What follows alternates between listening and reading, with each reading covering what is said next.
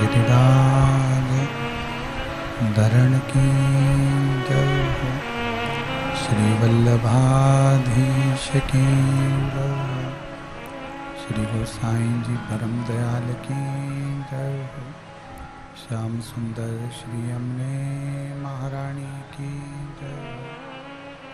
काशी विश्वनाथ भगवान की जय हो। गौरा महारानी की जय हो। श्री गणेश जी महाराज की जय हो। सरस्वती मात की जय हो। खेड़पति सरकार की जय हो। कुबेरेश्वर महादेव की जय हो। महाकाल राजा की जय हो। ओमकारेश्वर भगवान की जय हो। नर्मदे महारानी की जय हो। संत सद्गुरुदेव गौ माता की जय हो। चिंता संतान हंतारो यत्पदानुरेणवा स्वयं तनीचार्यनं प्रणमामि महोमः। यदनुवृतो जन्तुआ सर्वदुःखातिगो भवेत् तमं सर्वदा वन्दे श्रीमद्वल्लभनन्दनम्। अज्ञानतिमिरागास्य ज्ञानजयशलाकया चक्षुरन्मीलितेन तस्मै श्रीगुरुवे नमः। नमामि हृदयशेषे लीलाचिरब्धिशयनं लक्ष्मीसहस्रनाम्भि सर्वमानं कलानिधिं। चतुर्भीष्व त्रिभिस्तवा षड्विजायते योऽसौ पञ्चधा हृदये नमः।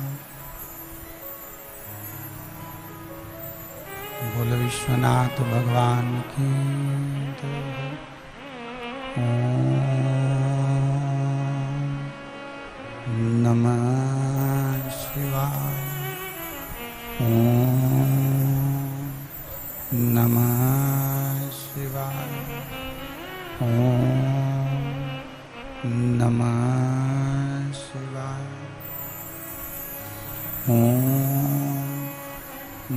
नमः शिवाय। ओम नमः शिवाय। नमः शिवाय। नमः शिवाय। ओम नमः शिवाय। नमः शिवाय। ओम नमः शिवाय। नमः शिवाय। ओम नमः शिवाय। नमः शिवाय। ओम नमः शिवाय। नमः शिवाय। ओम नमः शिवाय। ओम नमः शिवाय।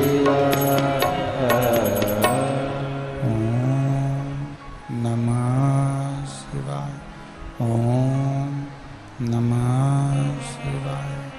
शिवाय। ओम नमः शिवाय। ओम नमः शिवाय। नमः शिवाय।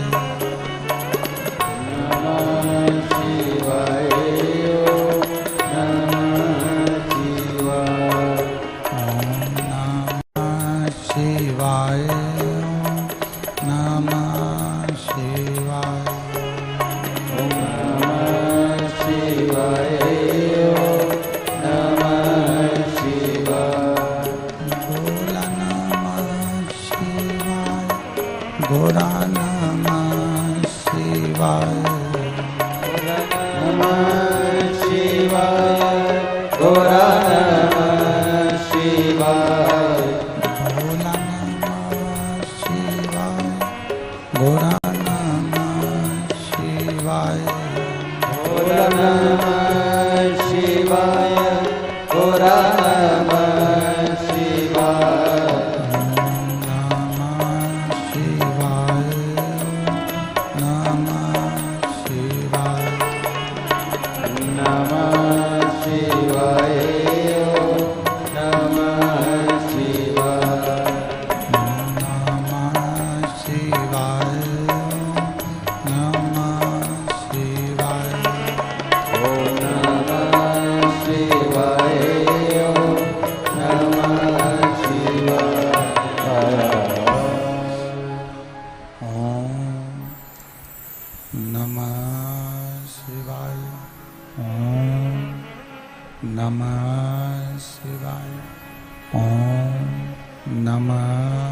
शिवाय।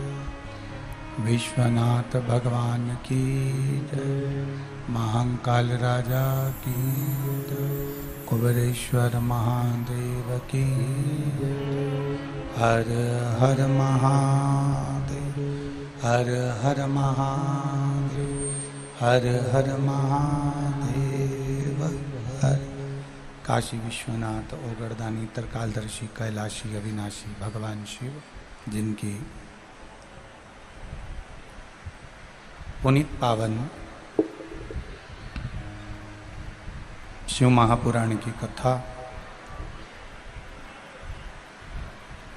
संपूर्ण विश्व का कल्याण करने वाली, संपूर्ण जगत का उद्धार करने वाली है, ऐसी देवादिदेव महादेव की पावन आनंदमय रसतत्व प्रदान करने वाली भगवान शिव की ये पुनीत पावन शिव महापुराण की कथा जो बेटवा नगर में चल रही है, आज कथा का चतुर्थ दिवस यहाँ प्रारंभ हुआ है। पिपलाद शिव महापुराण की कथा जो बाबा भोलेनाथ की कृपा से, सिद्धेश्वर बाबा की कृपा से इस मंडी प्रांगण के अंतर्गत श्रवण करने का सौभाग्य मिला है। कथा मंडप में विराजमान सभी ब्राह्मण, संत, साधु, गुरुजन, तपस्वी, साधक, उपासक एवं कथा के मुख्य यजमान श्री विशाल जगदीश जी पटेल, विधायक देपालपुर, एक बार जोरदार ताली बजाकर यजमान परिवार के लिए साधुता, जिन्होंने भगवान शिव की ये पावन कथा को करवाकर अपने संपूर्ण बेटमा क्षेत्र, देपालपुर क्षेत्र का एक आनंद स्थापित किया।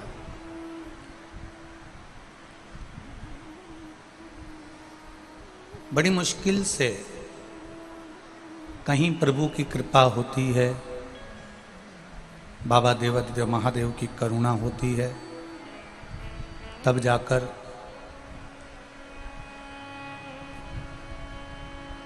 ये शिव महापुराण की कथा श्रवण करने का सौभाग्य प्राप्त होता है।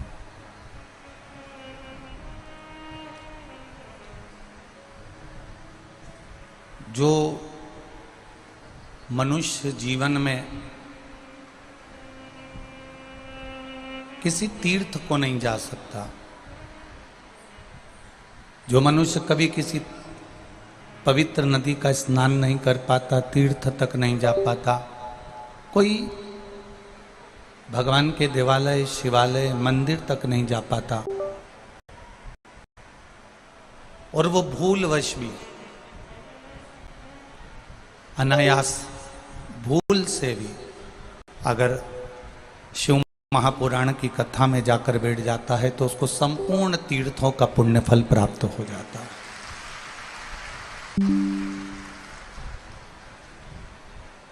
संपूर्ण तीर्थों का फल उसको प्राप्त हो जाता है।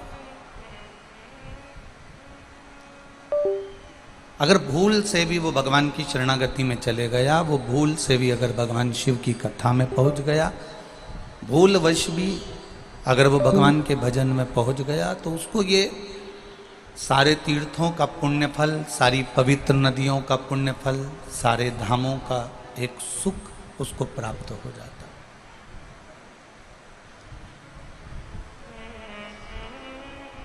कल किसी माता ने एक प्रश्न किया था,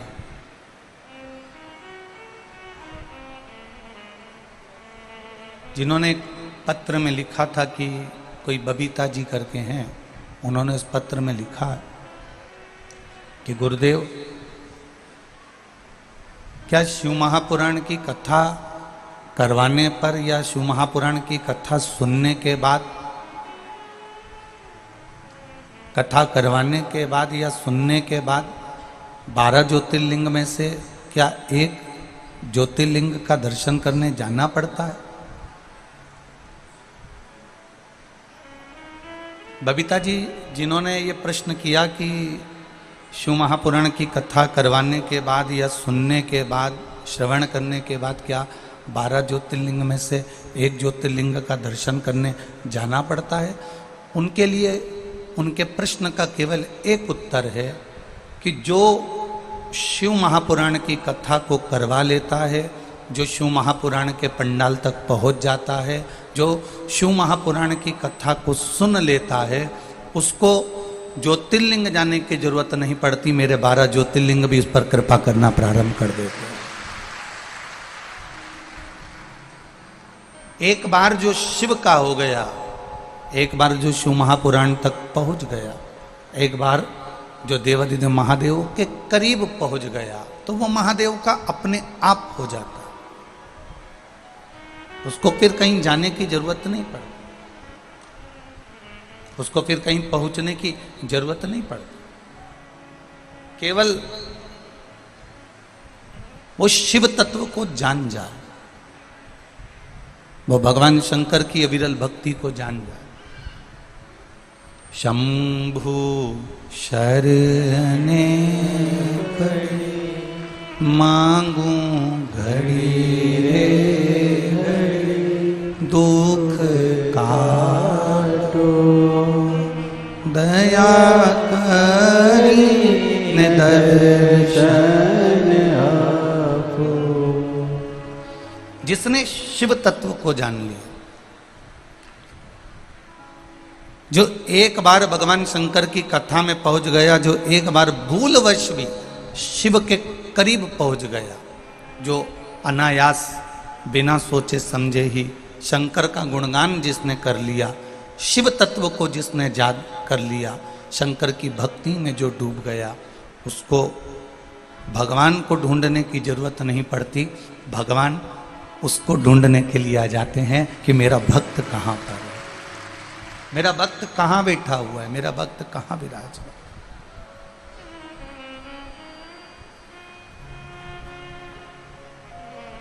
और अच्छे से समझ लीजिए, जैसे कोई आपकी वस्तु खो जाती है, कोई आपका सामान खो गया, कोई वस्तु खो गई, तो आप उसको ढूंढते हो, ढूंढने का प्रयास करते हो, और बहुत ढूंढा तुमने, बहुत प्रयास करा तुमने ढूंढने का। वो वस्तु जो खोई हुई है, अब तुम्हारे कान का बुंदा था, तुम्हारे गले का हार था, तुम्हारे पाँव की बिछुड़ी थी, तुम्हारे पाँव का पायल थी, तुम्हारे हाथ का कोई चुड़ला, कोई अंगूठी तुम्हारे हाथ की थी, कोई भुजबंद था तुम्हारे हाथ का, कोई कर्णफूल था तुम्हारे कान का, कोई गले का कोई हरवा था, हरवे की कोई पत्ती थी, जो अभी तक तुमसे लगी हुई थी, जो अभी तक तुम्हारे करीब में थी, जो अभी तक तुम्हारे पास में थी। अगर वो तुम्हारे पास की वस्तु, तुम्हारे करीब में रखी हुई वस्तु, तुम्हारे नजदीक में रखी हुई वस्तु कहीं खो जाती है, तो आप उसको ढूंढते हो।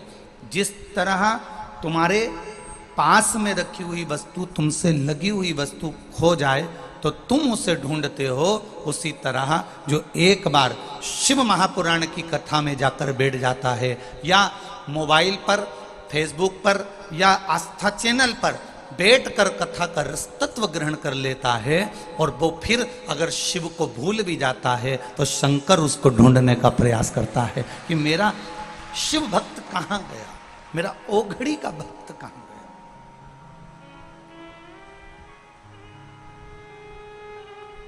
वो शिव तत्व को जानने वाला, वो शंकर भगवान का गुणगान करने वाला, वो गया कहाँ है?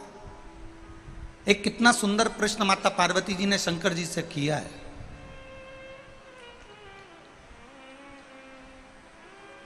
कई बार माताएं अपने पति से भी ये प्रश्न करती है, जो प्रश्न माता पार्वती जी ने शिव जी से किया। माता पार्वती जी ने शंकर भगवान से कहा कि एक बात बताओ कि आपने विष पिया, उस विष को आपने पेट में नहीं उतारा, कंठ पर धारण करके रख लिया और आपका नाम नीलकंठेश्वर महादेव पड़ गया। आपका नाम नीलकंठ महादेव पड़ गया। पार्वती जी ने अपने पति से, पार्वती जी ने देवाधिदेव महादेव से प्रश्न किया, मुझे केवल इतना सा बता दो कि उस जहर को तुमने पिया क्यों, और पिया तो उसको पेट में उतारा क्यों नहीं?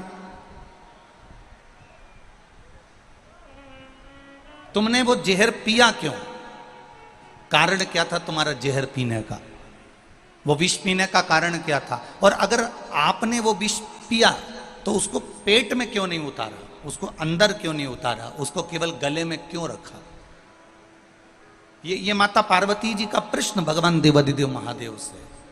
और ये केवल माता पार्वती जी का प्रश्न नहीं, प्रत्येक माताओं का कभी कभी अपने पति से प्रश्न रहता है, तुम्हें जब ये बात मालूम थी तो तुमने मुझे क्यों नहीं बताई? कई माताओं का ये प्रश्न अपने अपने पतियों से रहता है, तुमको ये बात मालूम थी तो तुमने मुझे क्यों नहीं बताई? और तुमको अगर ये बात मालूम थी तो तुमने छुपा के रखी, मेरे सामने प्रस्तुत क्यों नहीं करी, मेरे सामने प्रकट क्यों नहीं करी? आखिर बात क्या है, कारण क्या है? क्या कारण है, क्या बात है? मुझे तो बताओ कम से कम। जैसे देवाधिदेव महादेव से माता पार्वती जी कह रही हैं कि भोलेनाथ प्रभु आखिर आपने विष पिया क्यों, और विष मान लो पी भी लिया तो उसको पेट में उतारा क्यों नहीं, उसको गले में क्यों धारण करके रखा, कंठ पर क्यों धारण करके रखा? अब आपने अपने पति से पूछा कि तुम्हारे को ये बात मालूम थी तो तुमने मुझे बताया क्यों नहीं? पति क्या जवाब देगा? अरे छोड़ उस बात को, जाने दे, फालतू की बात मत कर, समय बर्बाद मत कर, आराम से सो और मुझे भी सोने दे। नहीं, पहले मुझे बताओ, तुमको ये मालूम था तो तुमने मुझे क्यों नहीं बताया? अरे मैं तेरा हाथ जोड़ूं, चुप रहे, नहीं बताया तो नहीं बताया, नहीं मारे तो बताओ मुझको कि तुमने आखिर मुझसे ये बात छुपाई क्यों? अरे पति क्या, ओ जगदम्बा, छुपा ली ना, हो गई ना, अब बात खत्म कर, अब क्यों माता बच्ची करे? तो नहीं, बस जैसे एक पत्नी अपने पति से बार बार प्रश्न कर रही है, उसी तरह पार्वती मैया शिव जी से प्रश्न कर रही है कि तुमने विष पिया क्यों, और पिया तो उसको पेट में उतारा क्यों नहीं? बस इतना सा प्रश्न है मेरा, उसका उत्तर दे दो। देवाधिदेव महादेव बहुत देर तक सुनते रहे। मेरे महाकाल बाबा, मेरे काल अधिपति, मेरे महंकालेश्वर, मेरे ओमकारेश्वर, मेरे मल्लिकार्जुन, मेरे भीमाशंकर, मेरे श्रीशैलम, मेरे वेद्यनाथ, मेरे सोमेश्वर, मेरे नागेश्वर, मेरे केदारेश्वर, मेरे विश्वनाथ सुनते रहे। और सुनते सुनते मेरे भोलेनाथ जी ने कह दिया, पार्वती वो विष पीने का केवल एक कारण था, अगर वो विष पृथ्वी पर रह जाता, अगर वो विष भूमि पर रह जाता, अगर वो विष देवताओं के पास रह जाता तो जो पीता वो मर जाता, समाप्त हो जाता। पृथ्वी पर रहता तो पृथ्वी समाप्त हो जाती, इसलिए मैंने उस विष को पिया।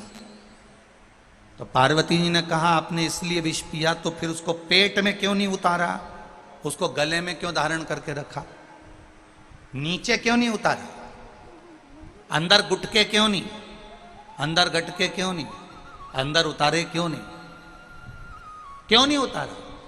शंकर भगवान ने कहा, पार्वती मैंने हाथ की हथेली में विष ले तो लिया था, मुख में पी तो लिया था, और उस विष को मैंने कंठ में, मुख में ले तो लिया। इतनी में मुझे याद आया कि जितने संसार के जीव हैं इन जीवों का पेट, जब मैं उदर को भरता हूं, तब संसार के प्रत्येक मृत्यु लोक में रहने वाले जीवों का मैं पेट भर देता हूं। अगर मैं अंदर इस जहर को पेट में उतारूंगा तो ना जाने कितने जीव जो इस पेट से पल रहे हैं वो नष्ट हो जाएंगे। इसलिए मैंने उसे कंठ पर धारण कर दिया, उसे कंठ पर धारण करा।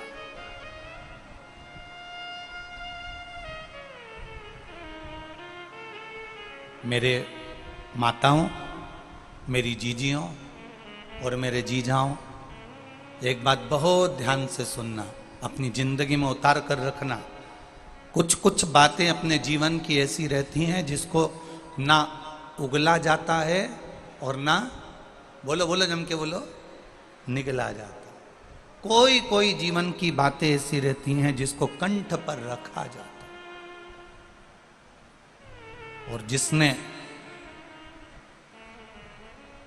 अपने जीवन में कुछ बातों को अपने कंठ में रख लिया, समझ लो वो शंकर जैसा नीलकंठधारी बन गया, वो महादेव बन गया।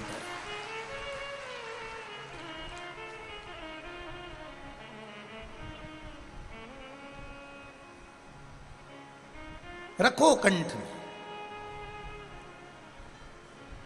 किसी ने अपशब्द कह दिया और तुमने पलट कर अपशब्द कह दिया, उसमें श्रेष्ठता नहीं है। किसी ने गाली दी और तुमने पलट कर गाली दे दी, उसमें श्रेष्ठता नहीं है। किसी ने अपशब्द कहा और तुमने पलट कर अपशब्द कह दिया, उसमें श्रेष्ठता नहीं है। किसी ने उंगली उठाई तुम पर और तुमने उस पर उंगली उठा दी, इसमें श्रेष्ठता नहीं है। शिव महापुराण की कथा कहती है, एक उंगली जब हम किसी पर उठाते हैं तो ये 3 उंगली हमारी ओर जाती है कि तुम अपने अंदर झांक कर देखो कि तुम कैसे हो जो दूसरे पर उंगली उठा रहे हो। दूसरे पर उंगली उठाने वाले को पहले अपने ऊपर उंगली उठाकर देख लो कि एक उंगली उसकी ओर गई है, पर ये 3 उंगली तुम्हारी ओर जा रही है। उसमें अगर एक गलती होगी तो 3 गलतियां तुम में भरी होगी। उसमें एक अगर अवगुण होगा तो 3 अवगुण तुम्हारे भीतर भरा होगा। उसमें थोड़ी सी अगर गलती होगी तो सबसे बड़ी गलती तुम्हारी जिंदगी में तुमने भी करी होगी। इसलिए हम दूसरे में दोष देखें उससे पहले मनुष्य अपने में दोष देखें। हम दूसरे में अवगुण देखें उससे पहले मनुष्य अपने में अवगुण देखें। हम दूसरे पर कटाक्ष करें, हम दूसरे पर अपशब्द कहें, उससे पहले मनुष्य अपने भीतर झांक कर देखे, क्या मैंने जिंदगी में कोई गलत कार्य नहीं करा? क्या मैंने जिंदगी में कभी झूठ नहीं बोला? क्या मैंने जिंदगी में कभी अपशब्द नहीं कहा? मैंने कभी जिंदगी में किसी का दिल नहीं दुखाया? मैंने जिंदगी में किसी को ताना नहीं दिया? मैंने जिंदगी में किसी को आड़ा टेढ़ा नहीं कहा? ये हमारे भीतर के अवगुणों को हमें देखना।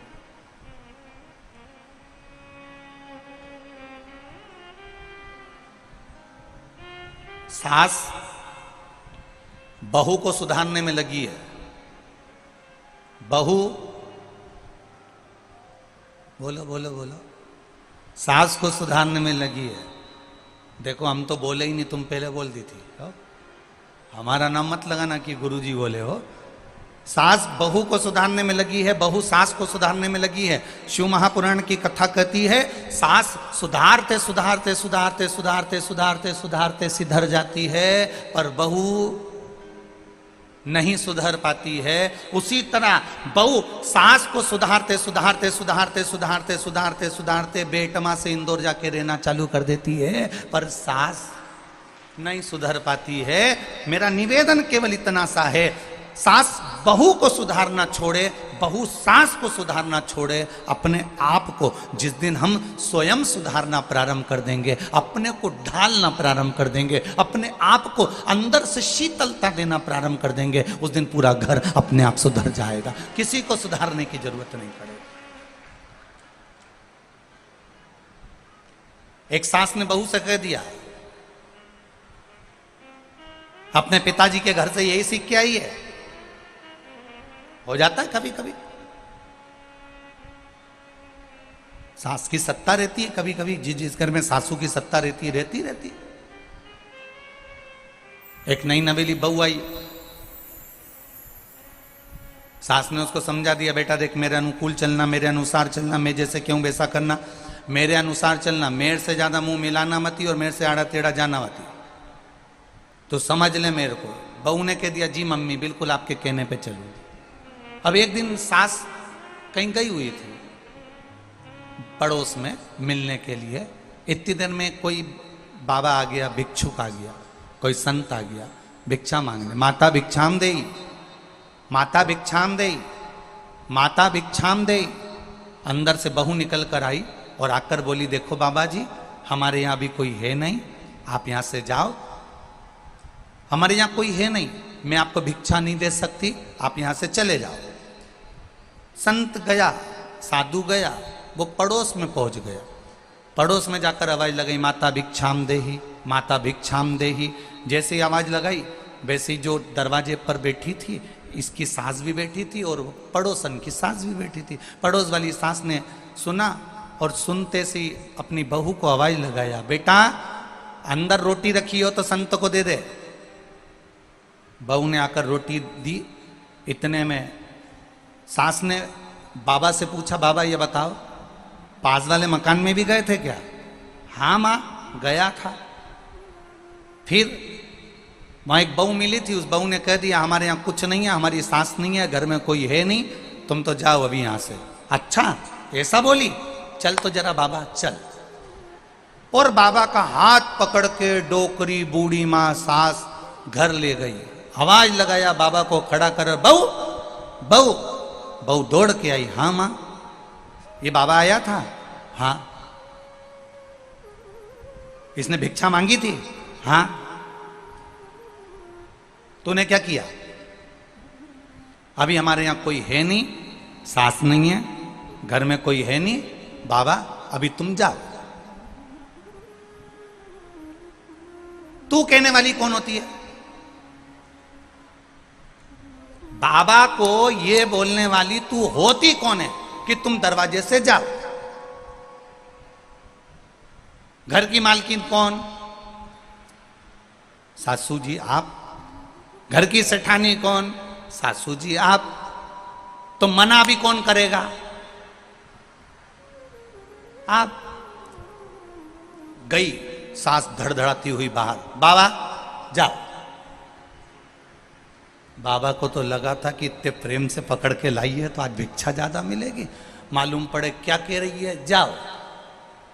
और बहू से आकर बोली जब घर की मालकिन मैं हूं तो मना भी मैं ही करूंगी। बाबा भी बाल खुजाता खुजाता वापिस चले गया, कहां सासू बहू के चक्कर में पड़ा। इसलिए निवेदन है आपसे, बहू सास को बदलने का प्रयास करे, सास बहू को बदलने का प्रयास करे। शिव पुराण कहती है हमें किसी को नहीं बदलना, अपने आप को जिस दिन हम बदल लेंगे उस दिन पूरा राष्ट्र बदला हुआ नजर आएगा। हम अपने आप को बदलें।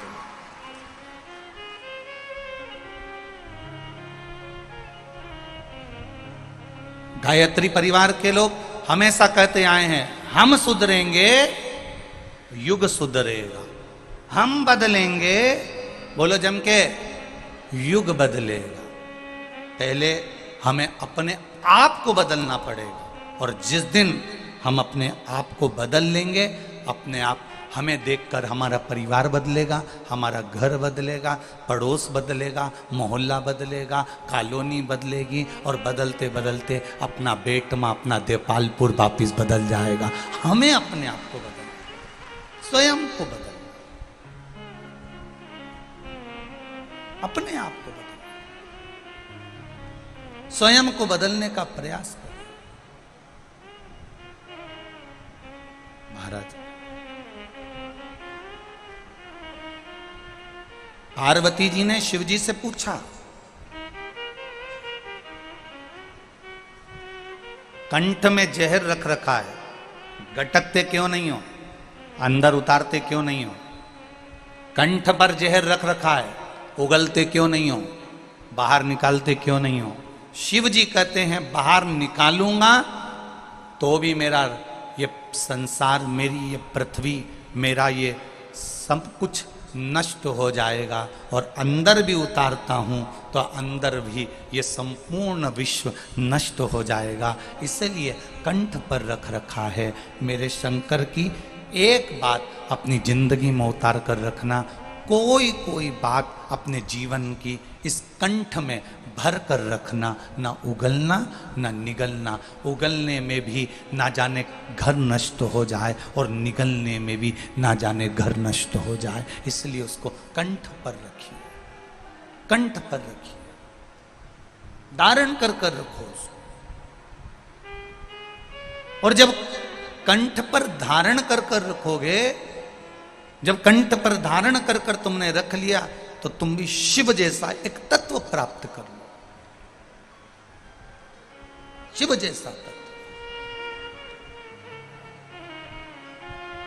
खाली ना जाता कोई दर से तुम्हारे। आप भी बोलिए, दिल से बोलिए, खाली ना। जरा आवाज यहां तक आना चाहिए, दम के बोलो, खाली दर से तुम्हारे मैं भी खड़ी हूं नन्ही बाहें पसार। मैं भी खड़ा हूं नन्ही बाहें पसार।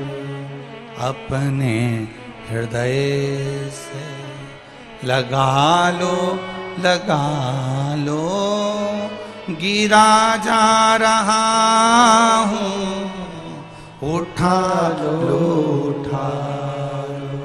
प्रभु अपने दर से अब तो न टालो, गिरी जा रही हूँ, उठा लो, उठा लो।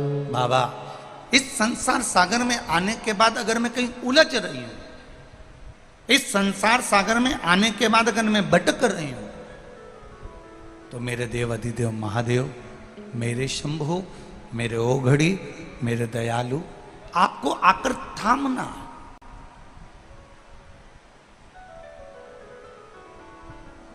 भजन करने वाले को परमात्मा ढूंढ लेता है। कैसे ढूंढता है? अजामिल की कथा श्रीमद् भागवत कथा में आती है। भजन करने वाले को भगवान ढूंढता है। जिसने जिंदगी में एक लोटा जल भी अगर देवाधिदेव महादेव को चढ़ाया है, तो उसको ढूंढते ढूंढते मेरे महादेव उसके दरवाजे तक पहुंच ही जाते हैं। ये निश्चित निश्चित है। एक पत्र आया है, देखिए उस पत्र में कितना सुंदर भाव व्यक्त किया है उन्होंने।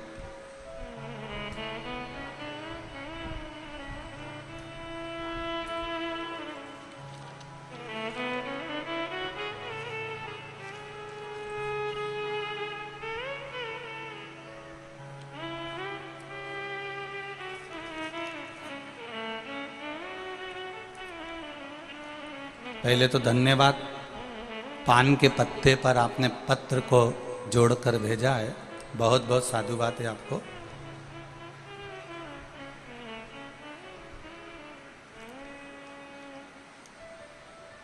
मेरा नाम, मैं बेटमा की निवासी हूँ, बेटमा जिला इंदौर की रहने वाली हूँ। चीनू दुर्गेश कुमरावत हूँ। कहीं बैठी हो तो हाथ हिला सकती हैं। मेरा नाम चीनू दुर्गेश कुमरावत, बेटमा जिला इंदौर। कहीं बैठी हो तो हाथ हिलाइएगा, जहां भी बैठी हो।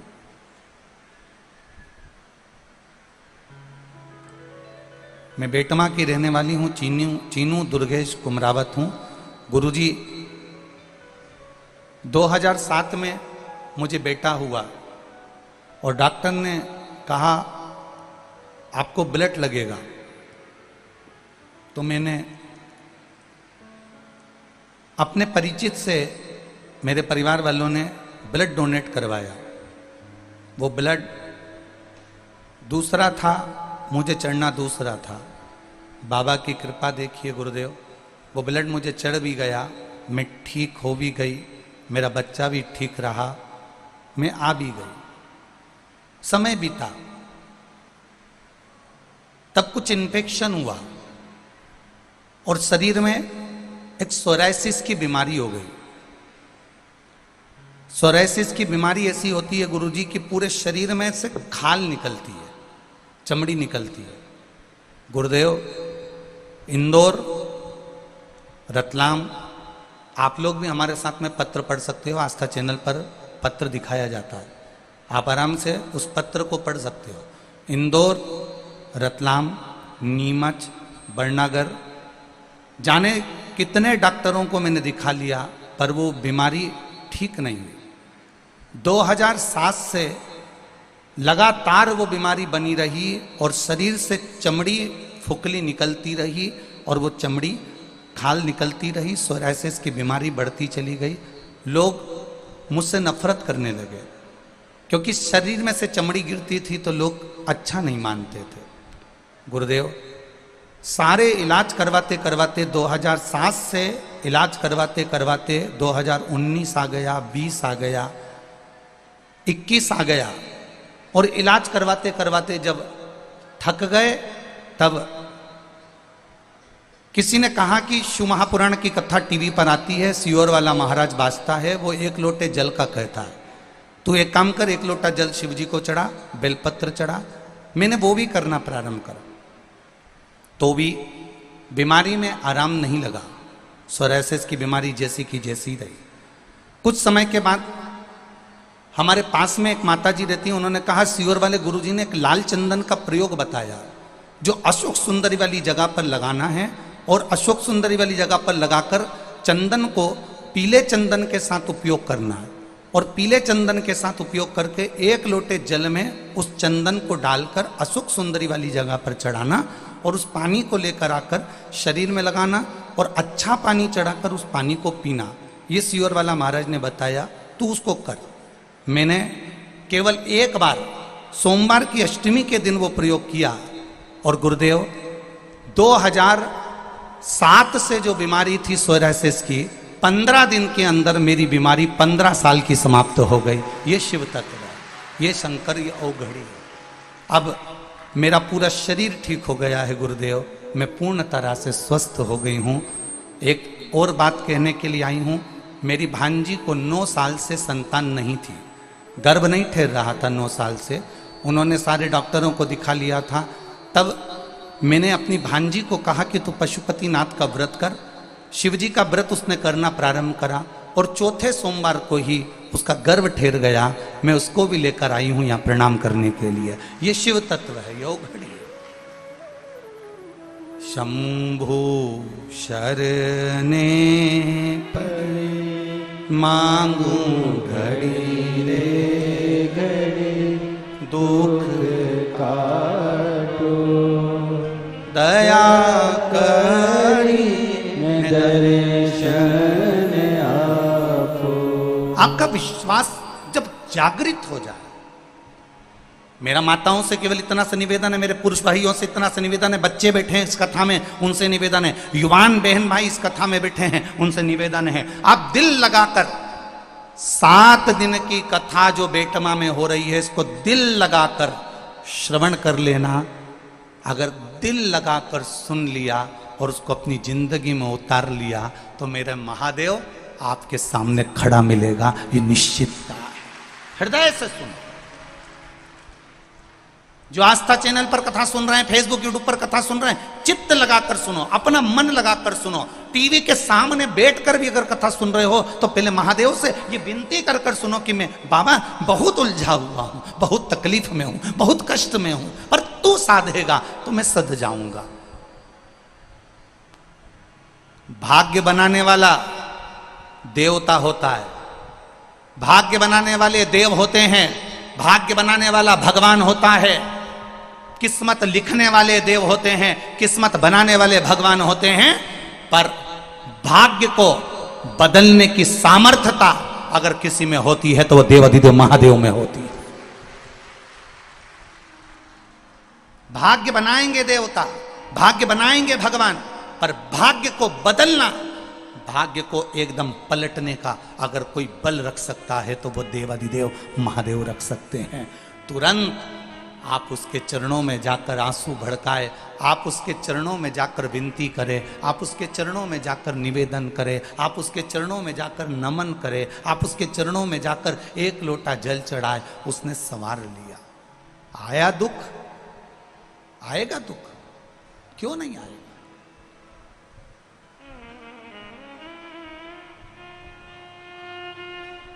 आप उसके चरणों में पहुंचे, उसने संवार लिया।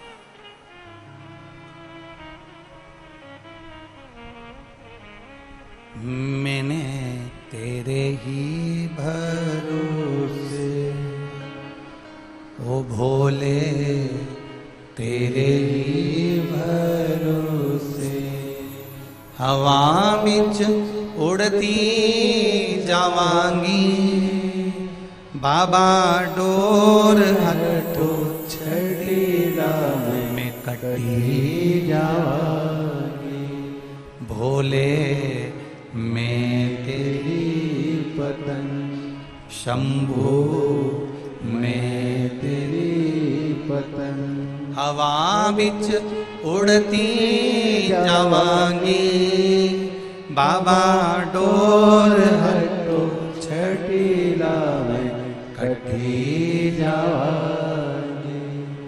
आप उसका भजन कर रहे हो, आप उसका स्मरण कर रहे हो, ढूंढेगा वो आपको।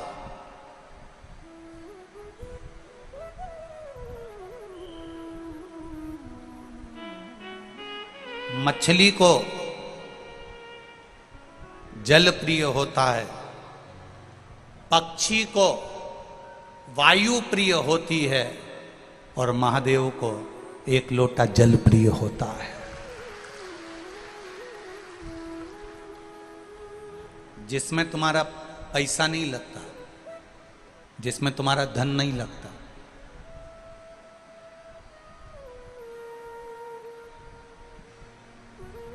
जिसमें तुम्हारा धन नहीं लगता, जिसमें तुम्हारा पैसा नहीं लगता। आप इतने लोग कथा में बैठे हो और इतने समय से मेरी बहनें, मेरी जीजियां और मेरे ये भाई, मेरे जीजा हो, इतने समय से आप कथा सुन रहे हो। इतने लोग बैठे हैं कथा सुनने के लिए। आपने कभी इस व्यासपीठ से सुना कि गुरुजी ने कोई पैसे की चीज बताई हो कि इसमें तुम्हारा खर्चा होगा तब तुम इसमें ऐसा करना? जब भी व्यासपीठ से बोला तो कहीं पीपल का पत्ता, कहीं आंवले का पत्ता, कहीं शमी का पत्ता, कहीं बेलपत्री का पत्ता, कहीं बेर का पत्ता, कहीं पीपल का वृक्ष, कहीं आंवले का वृक्ष, कहीं बड का वृक्ष, कहीं बेलपत्री का वृक्ष, कहीं शमी का वृक्ष, कहीं लोटा भर के जल, कहीं काली तिल, कहीं शहद, कहीं दही, कहीं दूध। बस उसी का गुणगान शिव महापुराण में।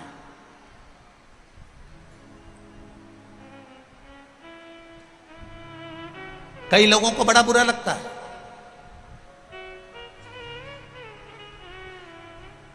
कई लोगों को लगता होगा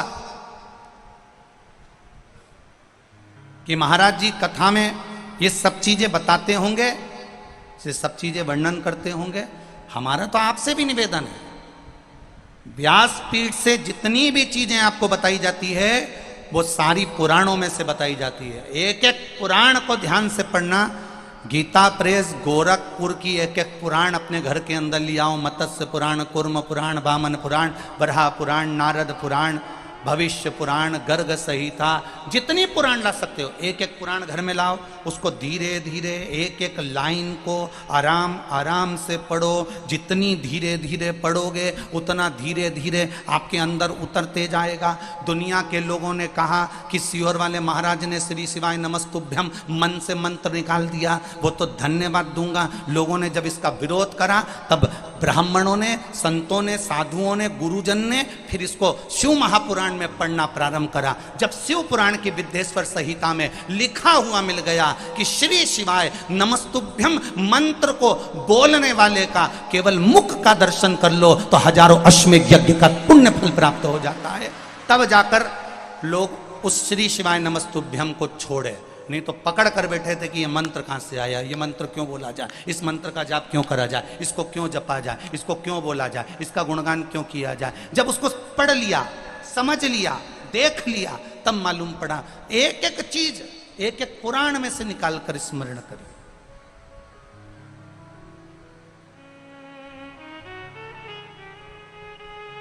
पीपल के वृक्ष में 52,000 ब्राह्मणों का वास होता है। ब्रह्म पुराण कर रही है, पढ़ो, निकालो, स्मरण करिए।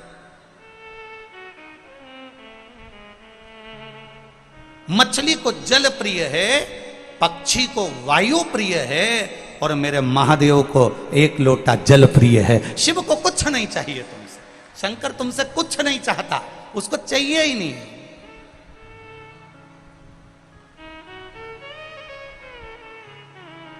वो तो अपने लिए खुद ढूंढता है। एक बार देवादिदेव महादेव माता पार्वती जी के साथ भ्रमण पर जा रहे थे। घूमते घूमते घूमते घूमते शंकर भगवान, कुछ लोग मुर्दे को लेकर जा रहे थे। राम नाम बोलो, बोलो, जम के बोलो, अच्छे से बोलो, राम नाम सत्य। और अच्छे से बोलो, राम नाम सत्य। बोलना चाहिए कभी कभी। कभी कभी जब तुमको ऐसा लगने लगे कि तुम बहुत अकड़ में जिंदगी जी रहे हो, तो 5 मिनट कुर्सी पर बैठे बैठे बोल लिया करो, राम नाम सत्य है। समझ में आ जाएगा कि आखिरी में जाना पड़ेगा, इसलिए शांति रखो। अब राम नाम सत्य कहते कहते कहते कहते गांव के लोग किसी मुर्दे को लेकर जा रहे थे। शंकर भगवान पार्वती जी के साथ में भ्रमण कर रहे थे। भ्रमण करते करते महादेव के, मेरे शिव के कानों में शब्द चले गया, राम नाम सत्य, राम नाम सत्य। शंकर भगवान खुश हो गए, पार्वती को छोड़ दिया। महादेव उस मुर्दे के पीछे पीछे जाने लगे। गांव के लोग बोल रहे, राम नाम सत्य रे। शंकर भगवान खुश होकर चले जा रहे, चले जा रहे, चले जा रहे। जाते जाते गांव के लोग थोड़े आगे गए। आगे जाने के बाद उन्होंने वहां पर जाकर बोलना बंद कर दिया कि राम नाम सत्य है। गांव के लोगों ने बोलना बंद कर दिया।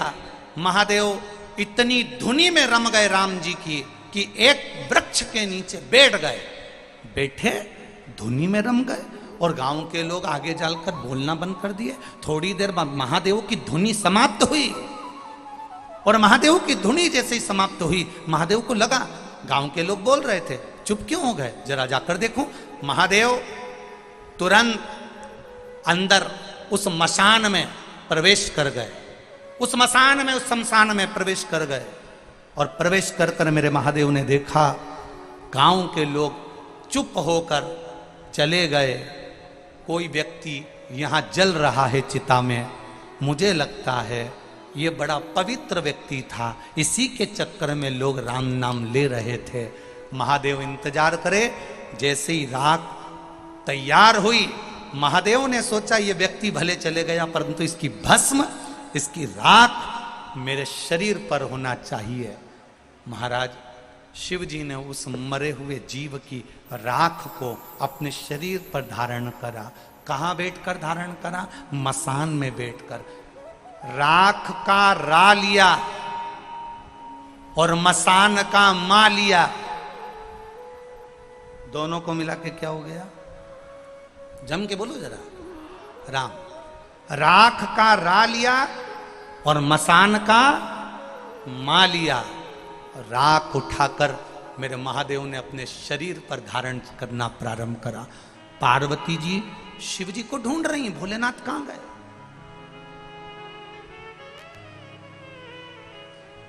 मेरे शंभु, मेरे त्रिकालदर्शी, मेरे कैलाशी, मेरे अविनाशी शिव कहां हैं? ढूंढते ढूंढते माता पार्वती शमशान में पहुंच गई। और शमशान में जाकर माता पार्वती जी ने जो देवादिदेव महादेव को देखा, आज तो मेरे बाबा राख लपेट कर बैठे हो। शंकर जी से पूछा, ये राख क्यों लपेटी?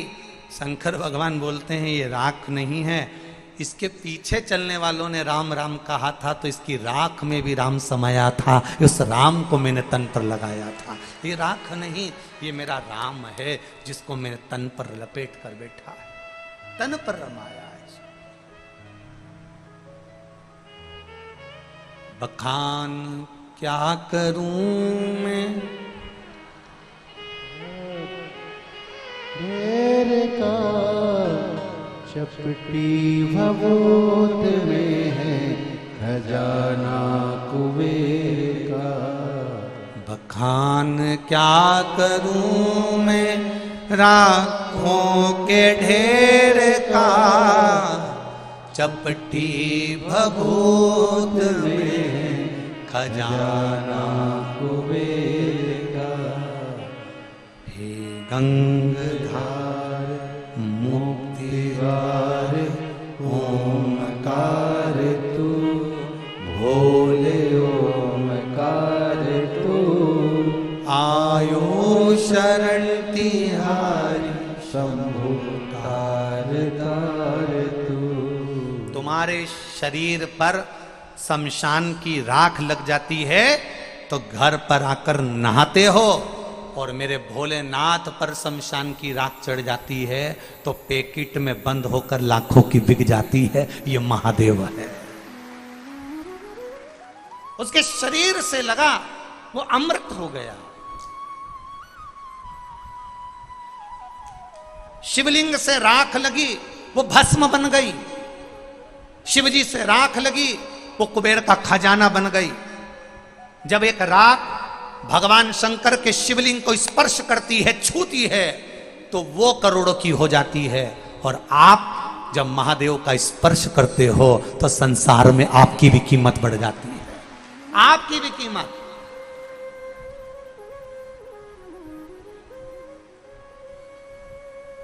उस बहन ने इस पत्र में लिखा, उस बहन ने इस पत्र में लिखा कि लोग नफरत करने लगे, मुझसे दूर बैठने लगे, सोरासिस बीमारी हो गई, मेरी चमड़ी निकलने लगी तो लोग मुझसे नफरत करने लगे, दूर बैठने लगे, मेरे हाथ का भोजन नहीं करते, मेरे हाथ का पानी नहीं पीते। मेरी बीमारी अर्थात दुनिया के लोगों ने तुमको टूटे हुए कांच का टुकड़ा समझकर फेंक दिया, पर वही कांच का टुकड़ा जब महादेव के मंदिर में गया और शंकर भगवान पर एक लोटा जल चढ़ाया तो वही कांच का टुकड़ा वापिस हीरा हो गया। ये शिव है।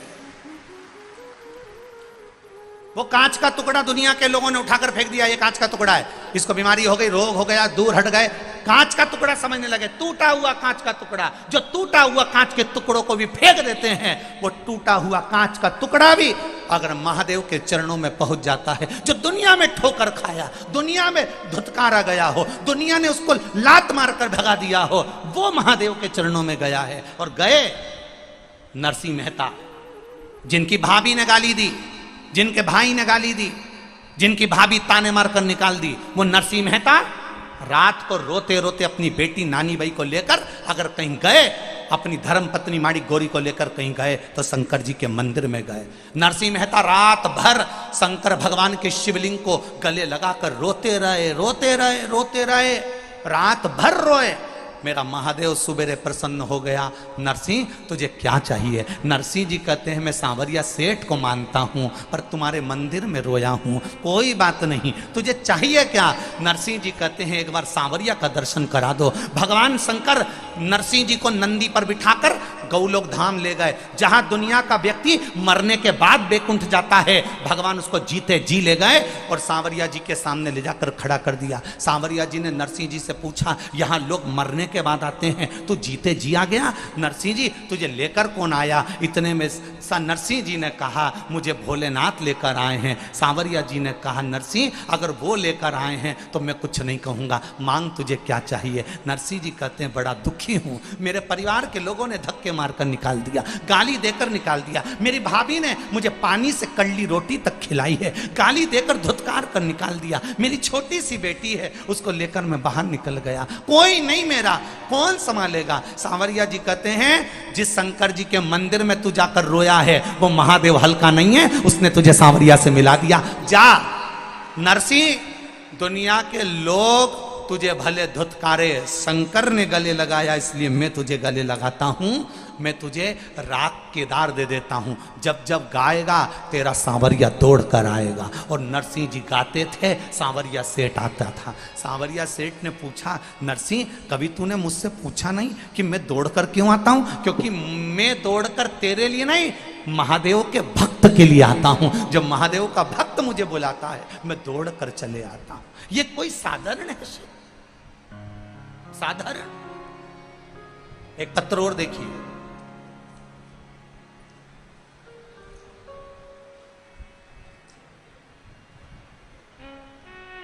मेरा नाम नैना रूपेश प्रजापत है, मैं राऊ में रहती हूं। मेरा मायका बेटमा में है। कहीं बैठी हो तो हाथ हिला सकती हैं। आप ही हैं? दोनों हाथ हिला दो एक बार। मेरा नाम नेमा रूपेश प्रजापत है, मैं राऊ में रहती हूँ। मैं शिव की महिमा का बखान करना चाहती हूँ गुरुदेव। मैं बेटमा की बेटी हूँ। मेरे पेट में दर्द था, जांच कराने पर पता चला कि मेरे पेट में पथरी है और बच्चेदानी में गठान थी। बहुत इलाज करवाया पर ना पथरी समाप्त हुई ना बच्चेदानी की गठान समाप्त हुई। डॉक्टर ने कह दिया ये गठान दूसरी भी हो सकती है। हम डर गए।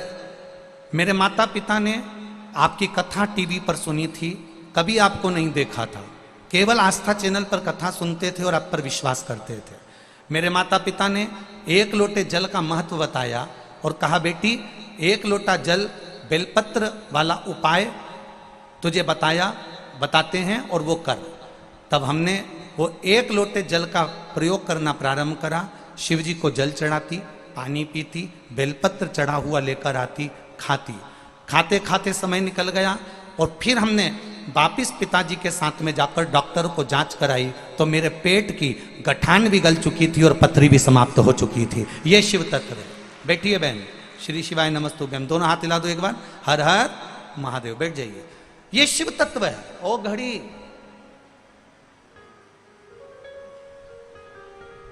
उसकी भक्ति, उसका भजन, उसकी श्रद्धा, उसका विश्वास, उसकी दृढ़ता आपको हार नहीं दे सकती। करो भजन उसका, करो स्मरण उसका। शंकर भगवान को जल चढ़ाने वाले को शंकर भगवान को ढूंढना नहीं पड़ता, शंकर भगवान अपने भक्त को ढूंढते हैं। ये श्रीमद् भागवत भी कह रही, भागवत भी कह रही है। केवल शिव पुराण नहीं, अजामिल की कथा कहती है। अजामिल भगवान के भजन में लगा रहता था। अजामिल भगवान की भक्ति करता था। अजामिल भगवान नारायण का स्मरण करता था। भजन करते करते करते करते करते करते अजामिल एक बार मंदिर से निकलकर जा रहा था, किसी वेश्या के भवन के सामने से निकल गया।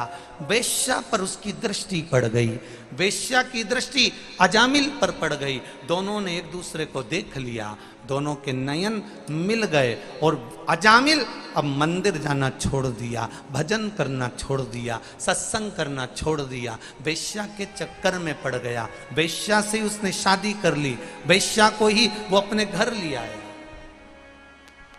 वेश्या से विवाह कर लिया, वेश्या को घर लिया है। वैश्यागत श्रीमद् भागवत में आता है संवाद। कोई पूछे कहां से सुना दी कथा, तो श्रीमद् भागवत में पढ़िएगा अजामिल की कथा। मंदिर जाता था अजामिल, भजन करता था अजामिल, आराधना करता था अजामिल, सत्संग करता था अजामिल, संकीर्तन करता था अजामिल, प्रभु की भक्ति में डूबा रहता था अजामिल। केवल एक वेश्या के चक्कर में आ गया, वेश्या से विवाह कर लिया, शादी कर ली, घर आ गए, बच्चे हो गए और बच्चे हुए। अजामिल की धर्म पत्नी उस वेश्या के गर्भ से आखिरी संतान होने वाली है, आखिरी संतान। उसके बाद अजामिल की पत्नी के गर्भ से संतान नहीं होगी, ये आखिरी संतान अजामिल की पत्नी के गर्भ में आने वाली है, गर्भ में है। अब क्या करा जाए? ध्यान देना, भजन करने वाले भगवान को नहीं ढूंढते, भगवान भजन करने वाले को ढूंढ लेता है, और वही अजामिल के साथ हुआ। आप देखिए प्रभु की लीला देखना, श्रीमद् भागवत कितनी सुंदर वर्णन कर रही है। प्रभु की लीला का चक्र चला। अजामिल की पत्नी के चौथे नंबर का गर्भ था, गर्भ धारण हुआ। वेश्या का जब चौथा गर्भ था, अजामिल की पत्नी का जब चौथा गर्भ था, तब कुछ संत अजामिल के नगर में आ गए। बहुत भूख लगी है, कहीं भोजन मिल सकता है? बहुत भूख लगी है, कहीं भोजन मिल सकता है? कहीं भोजन मिल जाए, बहुत भूख लगी है, बहुत भूख लगी।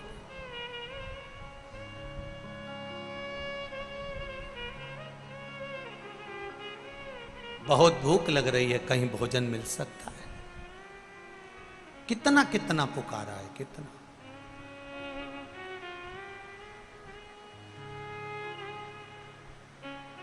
एक जगह पर संत गए, भैया भूख लग रही है, हम 8-10 संत हैं, भोजन मिलेगा? हाँ मिल जाएगा। आप ब्राह्मण हो, कोई संत हो, कोई गुरु हो, कोई साधक हो, कोई उपासक हो? नहीं नहीं नहीं नहीं, हम ब्राह्मण नहीं है। क्या आपके गांव में कोई ब्राह्मण का घर है? आपके गांव में कोई ब्राह्मण का घर है? तब गांव के लोग हंसकर बोले, हमारे गांव में एक ही ब्राह्मण का घर है, वो है अजामिल का। पर अजामिल तो ब्राह्मण है, पर उसकी धर्म पत्नी वेश्या है। जिस वेश्या से उसने शादी कर ली है, तो इतने में संतों ने कह दिया, उस वेश्या ने ब्राह्मण से शादी करी तो वो वेश्या नहीं रही, वो ब्राह्मणी हो गई है। इसलिए हम उसके घर में जाकर हम भोजन पाएंगे। और सारे संत उस ब्राह्मण के घर चले गए। आवाज लगाई, अजामिल अजामिल अजामिल अजामिल। अजामिल दौड़कर बाहर आया, भगवान क्या बात है, आज इतने सारे संत मेरे यहां आए, क्या बात है, बोलिए क्या दूं मैं आपको? अजामिल बहुत भूख लगी है। अजामिल ने कहा, मैं ब्राह्मण जरूर हूं, परंतु मेरी धर्म पत्नी वेश्या है। संतों ने कहा, ब्राह्मण से शादी कर कर ब्राह्मणी हो गई, कोई बात नहीं, उससे कहो भोजन बनाएगी और हम खाएंगे।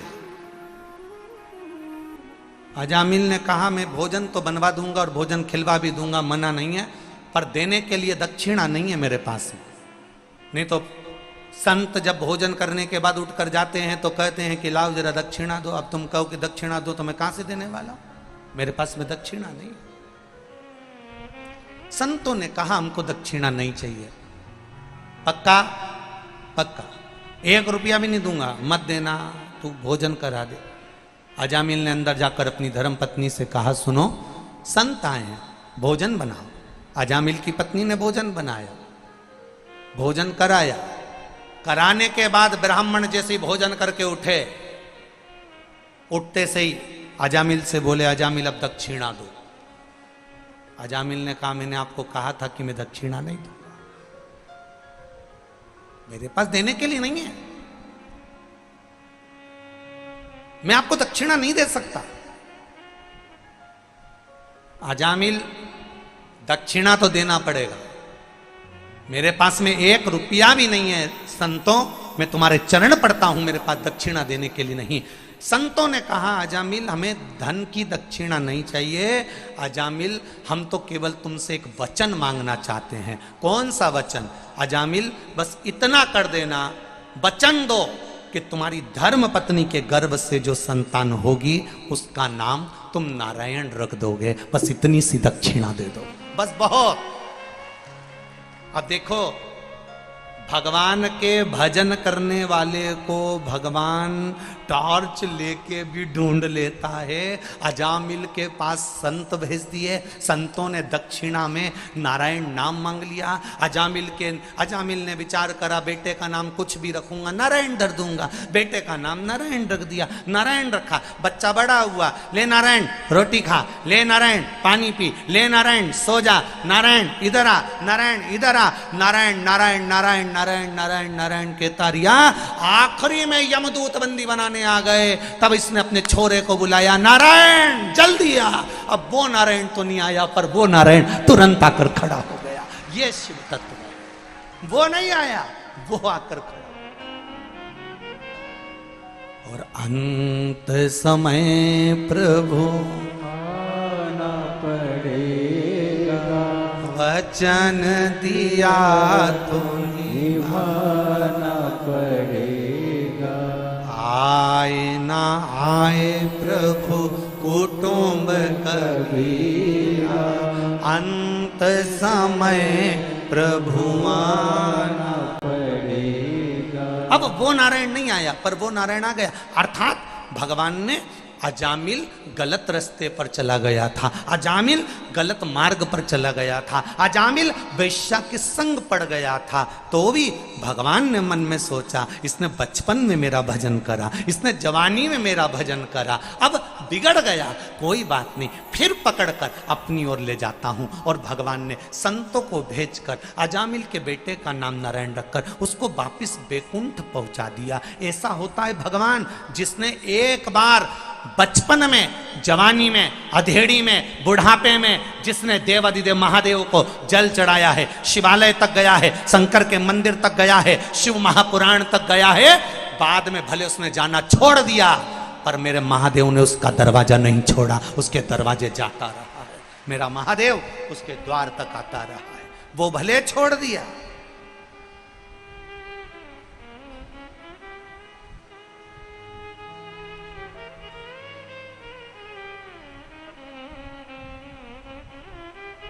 समय देखकर कभी कथा मत सुनना,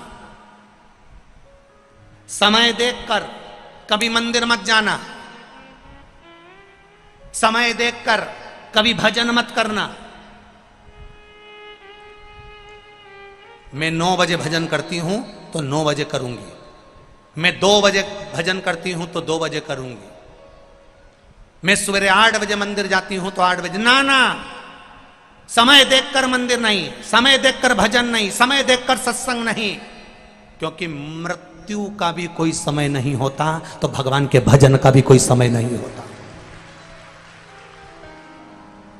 मौत का कोई समय नहीं है, मृत्यु का कोई समय नहीं है। कब अटैक आ गया चले गए, कब शुगर बढ़ गई चले गए, कब बीपी बढ़ गया चले गए, कब घबराहट हुई चले गए।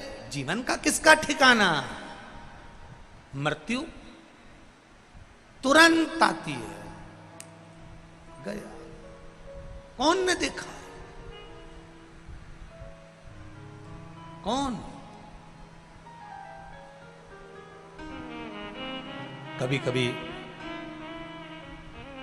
मोबाइल पर कोई कोई मृत्यु की कहानी बड़ी विचित्र आती है। एक व्यक्ति नाच रहा है, नाचते नाचते गिर जाता, कोई बैंक में पैसा गिन रहा है और गिनते गिनते ही गिर जाता है, कोई मार्केट में सब्जी खरीद रहा है, खरीदते खरीदते ही गिर जाता है। ये जीवन मृत्यु सत्य है, आएगा, कभी भी आ सकता, कहीं पर भी कोई निश्चितता नहीं है। कई लोग कहते हैं हम तो बद्रीनाथ नहीं जाए भैया, बहुत ठंड पड़े दादा, गाड़ी भी सही नहीं चले दादा, खूब खाई, खूब कीचड़, खूब रोड खराब, मर गए तो सारा गांव का लोग गया, ये डर के मारे नहीं गई, और मालूम पड़े बाथरूम में नहा के बाहर आ रही थी, पैर पोछनी पे पांव फिसला, ने नीचे भड़ी की, ने यहां लगी, ने गई, और वो 10 गए थे, आराम से आ गए। मृत्यु कहीं पर भी आ सकती है। राजा परीक्षित को कांच के महल में बंद कर कर रख दिया था कि तक्षक नाग नहीं आएगा, अनार के रस के गिलास में पेंदी में चिपक कर चले गया, मृत्यु आई। बस उस परमात्मा से कहना, हे नारायण, हे भोलेनाथ, मेरे त्रिकालदर्शी, मेरे कृष्णा, मेरे राम, मेरे गोवर्धन नाथ, मेरे श्री जी बाबा, मेरे सांवरिया सेठ, हे मेरे ठाकुर, हे मेरे शंभु, हे मेरे विश्वनाथ, हे मेरे सोमनाथ, इतनी कृपा जरूर करना मेरे भोलेनाथ। जैसे बच्चा आता है, किसी का जन्म होता है तो 9 महीने पहले मालूम पड़ जाता है कि ये आने वाला है। आपसे निवेदन भोलेनाथ, आने की सूचना जैसे 9 महीने पहले दे देते हो, जाने की सूचना 9 मिनट पहले भी दे दोगे तो मैं राम कह लूंगा, बस इतनी कृपा कर देना। आने की सूचना तुम 9 महीने पहले दे देते हो कि 9 महीने पहले सूचना मिल जाती है कि ये आने वाला है। जाने की सूचना 9 मिनट पहले भी अगर दे दोगे तो मैं राम कह लूंगा, कृष्ण कह लूंगा, शिव कह लूंगा और मैं चला जाऊंगा। पर सूचना नहीं मिल पाती, हमें मालूम नहीं पड़ पाता कि मृत्यु कब लिखी है, कहां लिखी, कैसे लिखी है, कैसे लिखी है।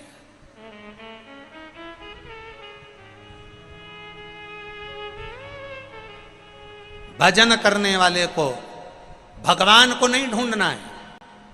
मेरी माताओं, मेरे भाई, आप शंकर जी के मंदिर जाते रहो, शिव मंदिर में जाते रहो, लोटा भर के जल चढ़ाते रहो, शिव की आराधना करते रहो, शिव तत्व को जानते रहो।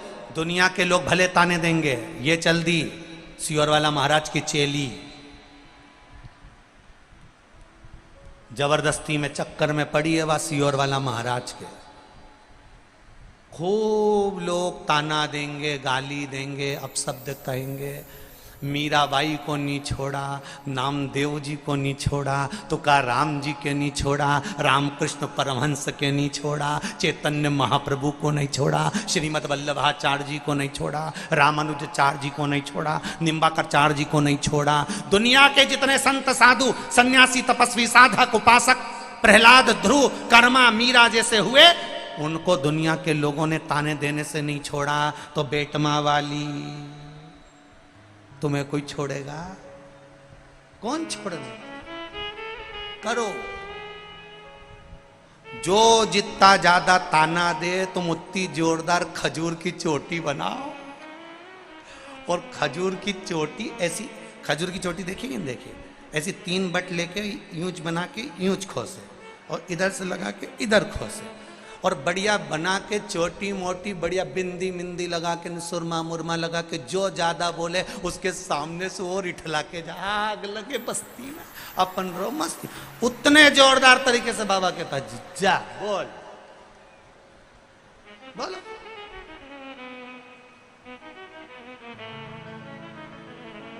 अब सौंप दिया इस जीवन का सब भार तुम्हारे हाथों में, हे हार तुम्हारे हाथों में, सब कुछ मेरे बाबा के हाथ। कहे दुनिया के लोग, गाली दें दुनिया के लोग, अपशब्द कहें दुनिया के लोग, ताना दे दुनिया के लोग, जितनी जितनी ठोकर लगेगी, जितना जितना ठोकर लगेगी, जितना जितना अपशब्द कहा जाएगा, जितना जितना ताना दिया जाएगा, जितनी जितनी गाली दी जाएगी, जितना जितना अपशब्द कहा जाएगा, उतने उतने सोने को जितना जितना तपाओगे वो उतना निखरता चले जाएगा। आप निखरते जाओ। वो तपाए, वो गालियां दे, वो अपशब्द कहे।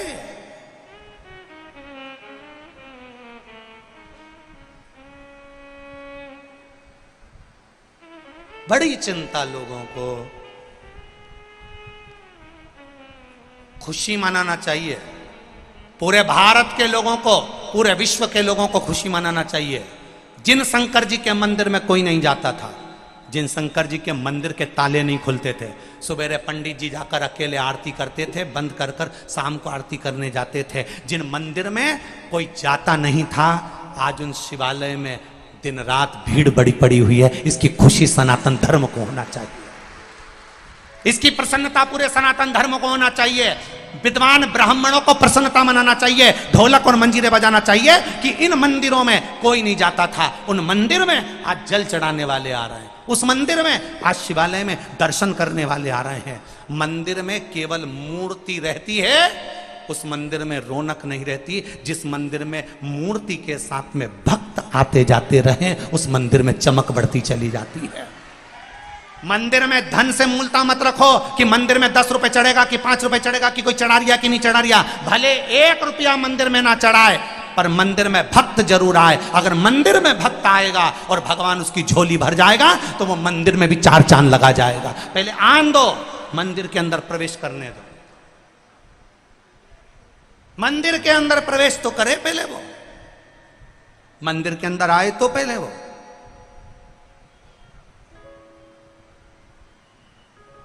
सिनेमा का टिकट लेके सिनेमा के अंदर बैठने तो दो,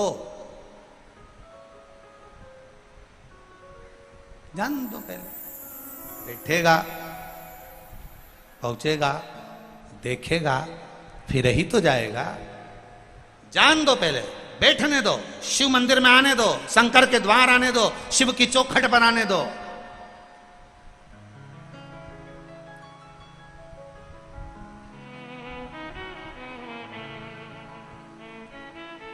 एक पत्र आया, देखिए, विश्व हिंदू परिषद बजरंग दल बेटमा प्रखंड।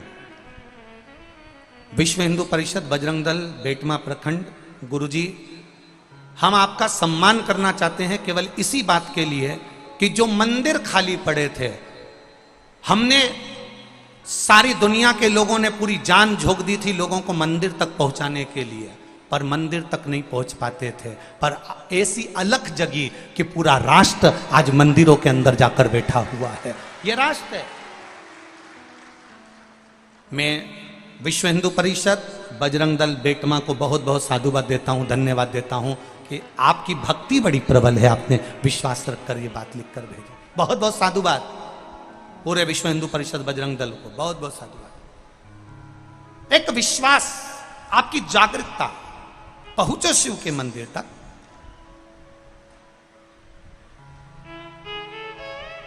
शिव के शिवालय तक जाइए, दिल की बात कहने के लिए जाइए, दिल की बात।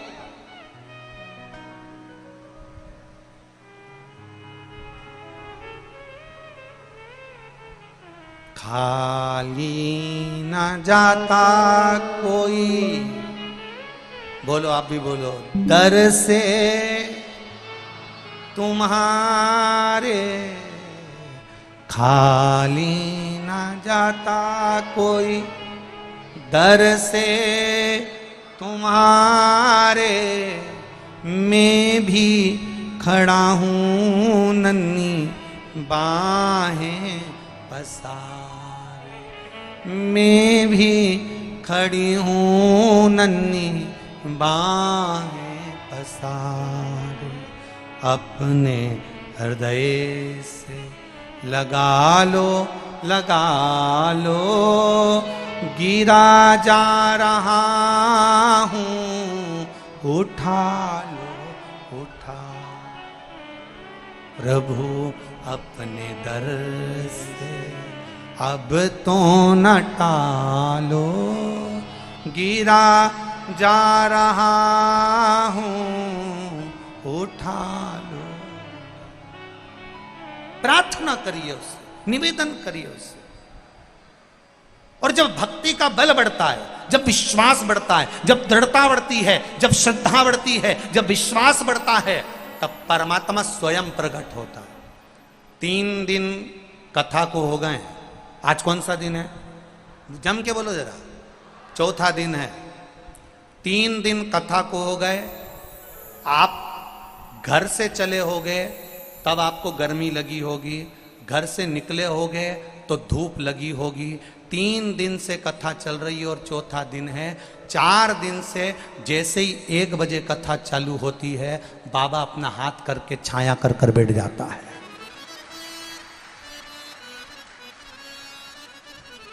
आप 4 दिन से देख रहे होगे, बोलो देखा कि नहीं देखा? जम के बोलो जरा, देखा कि नहीं देखा? बाहर होगी थोड़ी देर, अगर धूप आई भी शरीफ, फिर छांव आई, फिर धूप आई, फिर छांव आई। बस जिंदगी यही है। थोड़ा दुख आया, फिर सुख की भगवान ने छैया कर दी, फिर दुख आया, फिर सुख की छांव मेरे बाबा ने कर दी। सुख और दुख एक धूप और छांव की तरह है। इसको आने दो, आएगा तो आएगा। धूप आएगी तो आएगी, छांव आएगी तो आएगी। आप अपना कीर्तन में मन, अपने भजन में मन, अपने चिदानंद वृत्ति में मन लगाओ, भक्ति में लगाओ। तुम्हें नहीं ढूंढना है भगवान को, भगवान तुम्हें ढूंढेगा। तुम जाओ देवादिदेव महादेव के मंदिर तक, तुम जाओ भगवान शंकर की चौखट तक, वो अपने आप स्वीकार करेगा, अपने आप।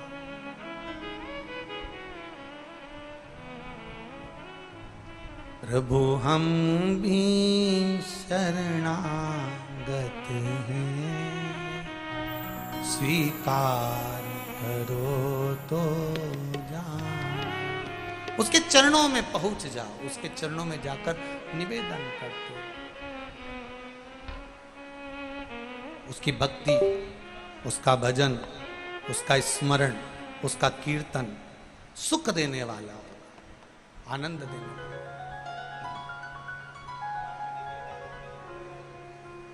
इसीलिए शिव महापुराण की कथा कहती है, शिव के सिवा कहीं दिल ना लगाना,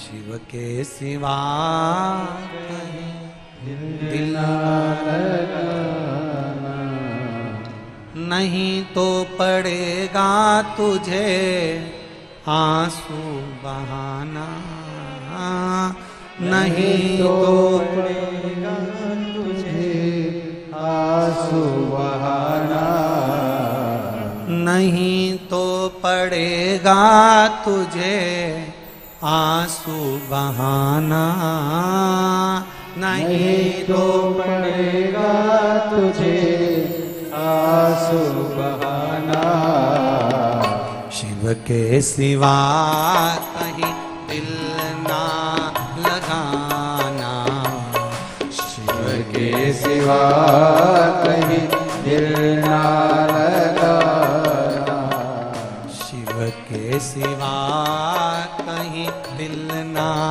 लगाना, शिव के सिवा कहीं दिल ना लगाना, नहीं तो पड़ेगा तुझे आंसू बहाना, नहीं तो पड़ेगा तुझे आंसू बहाना, शिव के सिवा कहीं दिल ना लगाना, शिव के सिवा कहीं दिल ना लगाना। आओ से दोनों हाथों से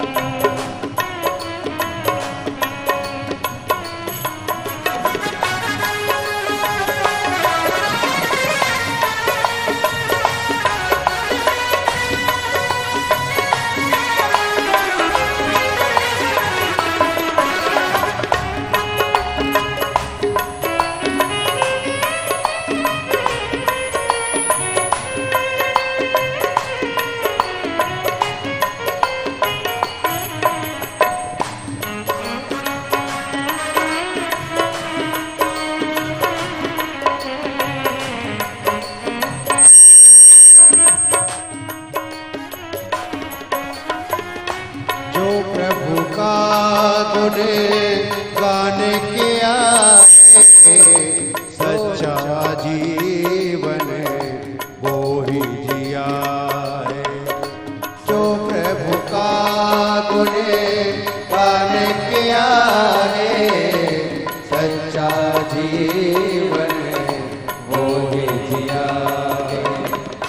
सुमिरन के बल से तुझे, सुमिरन के बल से तुझे मुक्ति है पाना। भोले के सिवा कहीं दिल ना लगाना, भोले के सिवा कहीं दिल ना लगाना। डरना पड़ेगा तुझे आंसू बहाना, भरना पड़ेगा तुझे आंसू बहाना।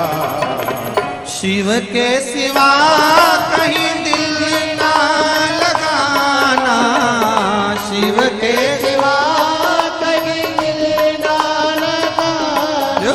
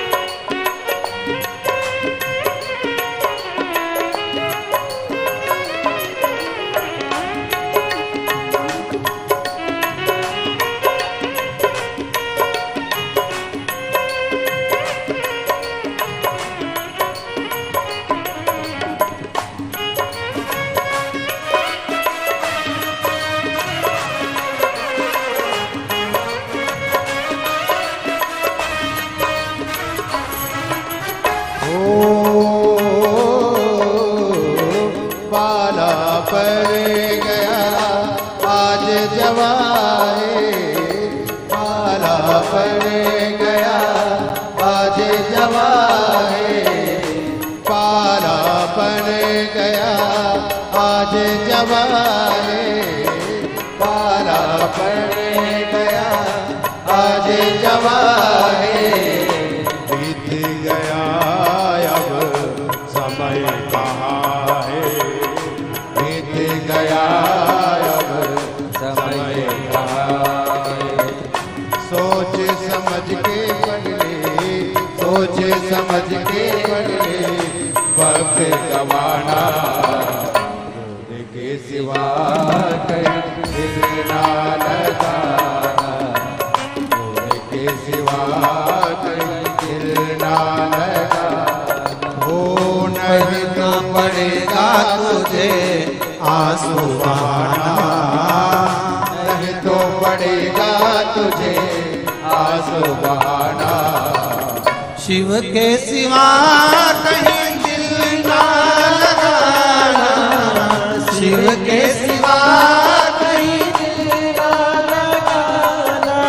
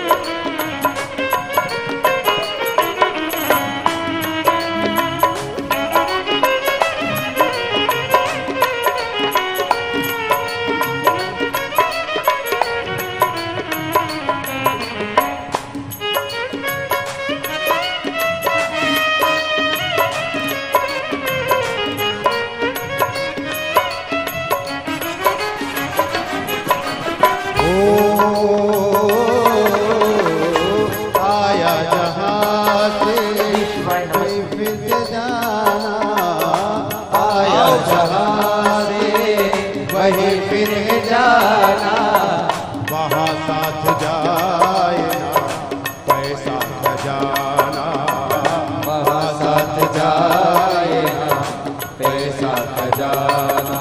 वो आया जहाँ से वहीं फिर जाना, आया जहाँ से वहीं फिर जाना, वहाँ साथ जाए ना पैसा खजाना, वहाँ साथ जाए ना पैसा खजाना। वो पूछेगा तो क्या करोगे बहाना, हो पूछेगा तो क्या करोगे बहाना। भोले के सिवा कहीं दिल ना लगाना, भोले के सिवा कहीं दिल ना लगाना, वरना पड़ेगा तुझे आंसू बहाना, वरना पड़ेगा तुझे आंसू बहाना। शिव के सिवा कहीं दिल ना लगाना, शिव के